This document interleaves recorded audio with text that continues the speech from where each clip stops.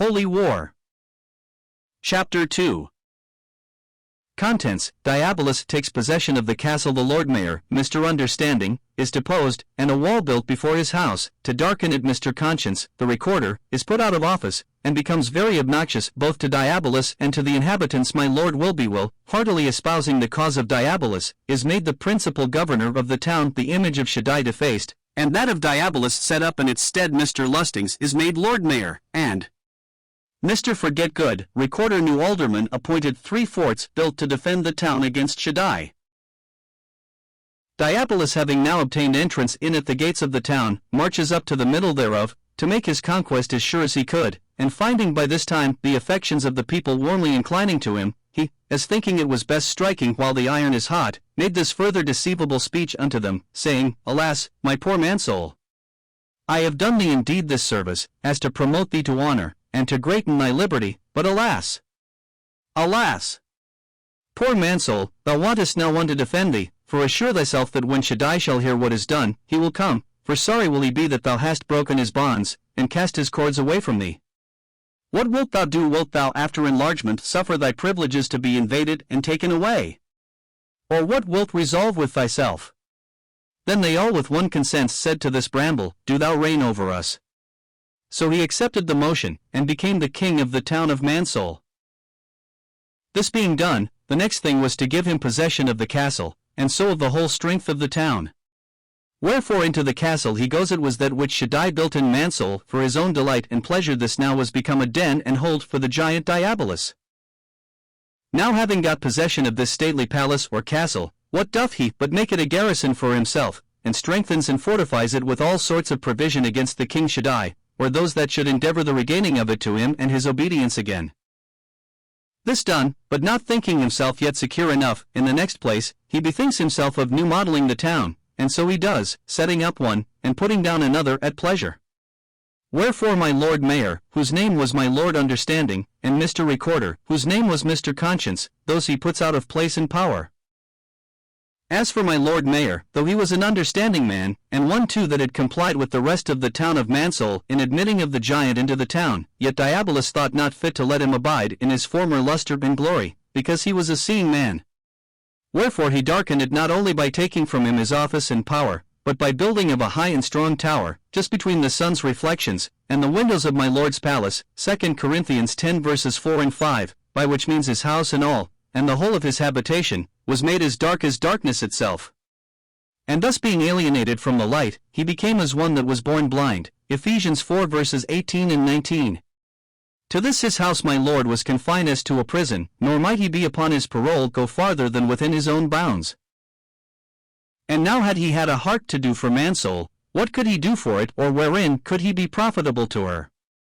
So then, so long as Mansoul was under the power and government of Diabolus, and so long it was under him as it was obedient to him, which was even until by a war it was rescued out of his hands, so long my Lord Mayor was rather an impediment in, than advantage to, the famous town of Mansoul. As for Mr. Recorder, before the town was taken he was a man well read in the laws of his king, and also a man of courage and faithfulness, to speak truth at every occasion, and he had a tongue as bravely hung as he had an head filled with judgment. Now this man, Diabolus, could by no means abide, because, though he gave his consent to his coming into the town, yet he could not, by all wiles, trials, stratagems, and devices that he could use, make him wholly his own. True, he was much degenerated from his former king, and also much pleased with many of the giant's laws and service, but all this would not do, forasmuch as he was not wholly his.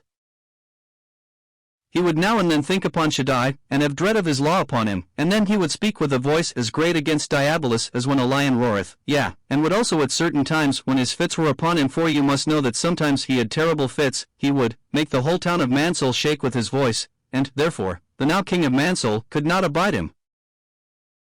Diabolus therefore feared the recorder more than any that was left alive in the town of Mansoul, because, as I said, his words did shake the whole town. They were like the rattling thunder, and also like thunderclaps.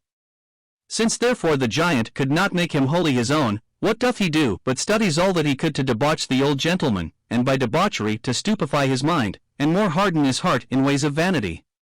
And as he attempted, so he accomplished his design, he debauched the man, and by little and little so drew him into sin and wickedness, that at last he was not only debauched as at first, and so by consequence defiled, but was almost, at last, I say, past all conscience of sin. And this was the furthest Diabolus could go. Wherefore he bethinks him of another project, and that was to persuade the men of the town that Mr. Recorder was mad, and so not to be regarded, and for this he urged his fits, and said, if he be himself, why doth he not do thus always? But, quoth he, as all mad folks have their fits, and in them their raving language, so hath this old and doting gentleman. Thus, by one means or another, he quickly got MANSOUL to slight, neglect, and despise whatever Mr. Recorder could say.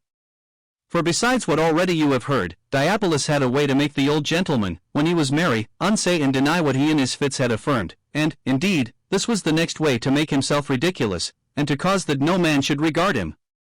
Also, now he never spake freely for King SHADDAI, but always by force and constraint. Besides, he would at one time be hot against that at which at another he would hold his peace, so uneven was he now in his doings. Sometimes he would be as if fast asleep, and again sometimes as dead, even then when the whole town of MANSOUL was in her career after vanity, and in her dance after the giant's pipe. Wherefore, sometimes, when MANSOUL did used to be frightened with the thundering voice of the Recorder that was, and when they did tell Diabolus of it, he would answer that what the old gentleman said was neither of love to him nor pity to them, but of a foolish fondness that he had to be prating, and so would hush, still, and put all to quiet again. And that he might leave no argument unurged that might tend to make them secure, he said, and said it often, O MANSOUL. Consider that notwithstanding the old gentleman's rage, and the rattle of his high and thundering words, you hear nothing of SHADDAI himself, when, liar and deceiver that he was, every outcry of Mr. Recorder against the sin of MANSOUL was the voice of God in him to them. But he goes on and says, you see that he values not the loss, nor rebellion of the town of MANSOUL, nor will he trouble himself with calling of his town to a reckoning for their giving of themselves to me. He knows that though you are his, now you are lawfully mine, so, leaving us one to another, he now hath shaken his hands of us. Moreover, O MANSOUL, quoth he, consider how I have served you, even to the uttermost of my power, and that with the best that I have, could get, or procure for you in all the world. Besides, I dare say, that the laws and customs that you now are under, and by which you do homage to me, do yield you more solace and content than did the paradise that at first you possessed. Your liberty also, as yourselves do very well know, has been greatly widened and enlarged by me, whereas I found you a pent-up people. I have not laid any restraint upon you, you have no law, statute, or judgment of mine to frighten you, I call none of you to account for your doings, except the madman, you know who I mean. I have granted you to live, each man, like a prince, in his own, even with as little control from me as I myself have from you. And thus would Diabolus hush up, and quiet the town of MANSOUL, when the Recorder, that was, did at times molest them, and with such cursed orations as these would set the whole town in a rage and fury against the old gentleman, the rascal crew at some times would be for destroying of him. They have often wished, in my hearing, that he had lived 1,000 miles off from them, his company, his words, the sight of him, and especially when they remembered how in old times he did use to threaten and condemn them, for all he was now so debauched did terrify and afflict them sore. But all wishes were vain, for I do not know how, unless by the power of SHADDAI, and his wisdom, he was preserved in being amongst them. Besides, his house was as strong as a castle, and stood hard to a stronghold of the town. Moreover, if at any time any of the crew or rabble attempted to make him away, he could pull up the sluices, and let in such floods, as would drown all round about him. But to leave Mr. Recorder, and to come to my Lord Wilbewill, another of the gentry of the famous town of MANSOUL. This Wilbewill was as highborn as any man in MANSOUL, and was as much, if not more, a freeholder than many of them were. Besides, if I remember my tale aright, he had some privileges peculiar to himself in the famous town of MANSOUL. Now, together with these, he was a man of great strength, resolution, and courage, nor in his occasion could any turn him away. But I say, whether he was proud of his estate, privileges, strength, or what, but sure it was through pride of something he scorns now to be a slave in MANSOUL, and therefore resolves to bear office under Diabolus, that he might, such an one as he was, be a petty ruler and governor in MANSOUL. And, headstrong man that he was, thus he began betimes, for this man, when Diabolus did make his oration at Eargate, was one of the first that was for consenting to his words, and for accepting of his counsel at Wholesome, and that was for the opening of the gate, and for letting him into the town, wherefore Diabolus had a kindness for him, and therefore he designed for him a place. And perceiving the valor and stoutness of the man, he coveted to have him for one of his great ones, to act and to do in matters of the highest concern. So he sent for him, and talked with him of that secret matter that lay in his breast, but there needed not much persuasion in the case, for as at first he was willing that Diabolus should be let into the town, so now he was as willing to serve him there. When the tyrant therefore perceived the willingness of my lord to serve him, and that his mind stood bending that way, he forthwith made him the captain of the castle, governor of the wall, and keeper of the gates of MANSOUL. Yea, there was a clause in his commission that nothing without him should be done in all the town of MANSOUL. So that now, next to Diabolus himself, who but my lord will in all the town of MANSOUL, nor could anything now be done, but at his will and pleasure, throughout the town of MANSOUL. He had also won Mr. Mind, 52, for his clerk, a man to speak on every way like his master, for he and his lord were in principle one, and in practice not far asunder. Romans 8 verse 7. And now was MANSOUL brought under to purpose, and made to fulfill the lusts of the will and of the mind. But it will not out of my thoughts, what a desperate one this will was, when power was put into his hand. First, he flatly denied that he owed any suit or service to his former prince and liege lord.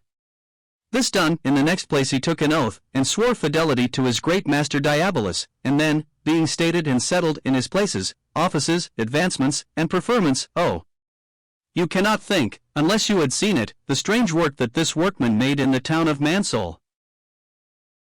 First, he maligned Mr. Recorder to death. He would neither endure to see him, nor to hear the words of his mouth. He would shut his eyes when he saw him, and stop his ears when he heard him speak. Also, he could not endure that so much as a fragment of the law of Shaddai should be anywhere seen in the town.